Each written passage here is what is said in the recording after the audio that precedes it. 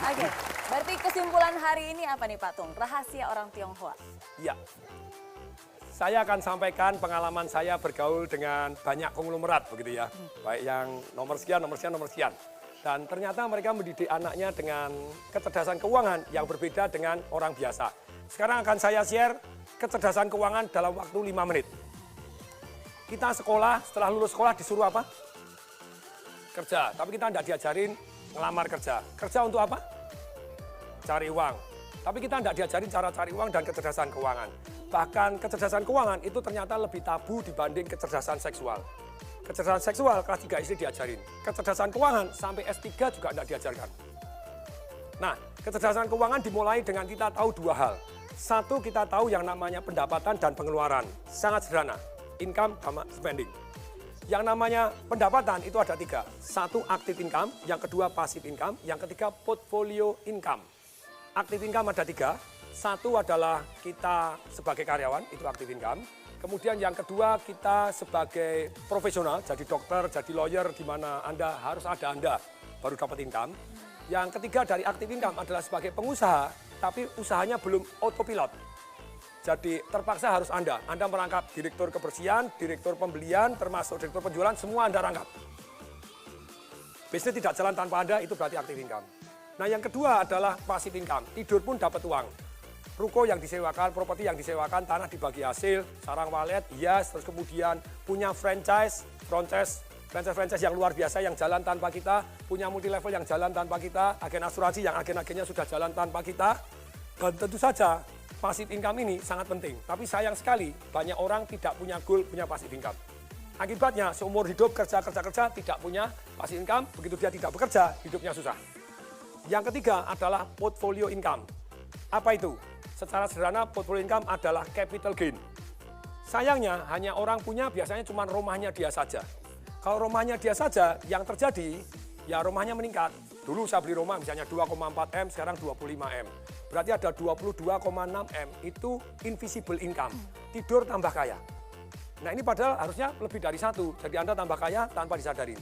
Pengeluaran secara umum ada yang namanya produktif dan ada yang namanya konsumtif. Kalau yang namanya produktif itu tentu saja yang untuk investasi tadi, untuk passive income dan untuk portfolio income. Yang produktif ada juga yang konsumtif, ada juga yang kesannya konsumtif sebetulnya produktif. 3 pengeluaran yang kesannya konsumtif tapi produktif. 1, yaitu pengeluaran untuk belajar.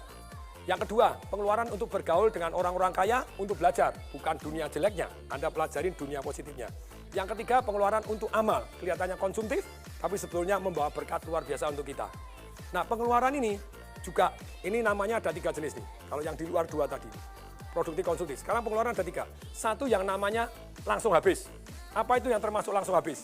Saya ngajar anak-anak umur 12 sampai 21 tahun, sekian ratus anak datang, saya tanya, kalau kamu tak kasih duit 50 juta, beli apa? Ada yang nulis, sepatu 24 juta. Saya bilang, sepatu apa 24 juta? Dia nyebutkan merek tertentu, Pak Tung ketinggalan. Keren Pak Tung, itu pengeluaran langsung hilang. 3 tahun kemudian dijual sepatunya laku nggak?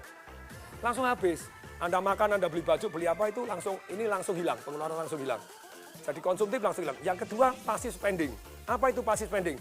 Anda langganan macam-macam gitu ya, yang tidak Anda pakai, termasuk karyawan tidak produktif, kemudian Anda beli mobil yang sebetulnya tidak harus, setiap bulan harus keluar, bensin keluar. Ini semuanya passive spending, tidur pun tetap harus Anda keluar. Ini berat, saya sangat menghindari ini. Kemudian yang ketiga, itu adalah invisible spending. Tidur pun Anda dirampok tanpa Anda tahu. Contohnya, harga mobil. Saya dulu beli mobil 2009 Mercy S-Class 1850, 1.850.000. Begitu tahun lalu saya jual 350. Hilang 1,5 M. Untungnya saya belinya pakai passive income, jadi aman. Jadi gini, pelajarannya adalah begini. Selama Anda belum punya income, saya bilang seperti anak-anak kecil tadi. Negara ini bangkrut, rakyat-rakyatnya miskin. Kenapa? Karena belum punya income, sudah pinter boros-boros. Yang kedua, banyak orang miskin tetap miskin karena baru aktif income sudah kebanyakan gaya. Menurut hukum fisika, hukum alam ciptaan Tuhan, gaya sebanding lurus dengan tekanan. Kalau hidup Anda kebanyakan tekanan, berarti kebanyakan gaya.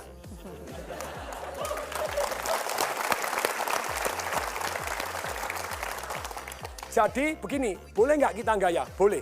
Ketika pasif income Anda jauh lebih besar dibanding gaya hidup Anda, maka Anda hidupnya tanpa tekanan. Semoga mulai hari ini kecerdasan keuangan juga diajarkan di sekolah. Salam dahsyat.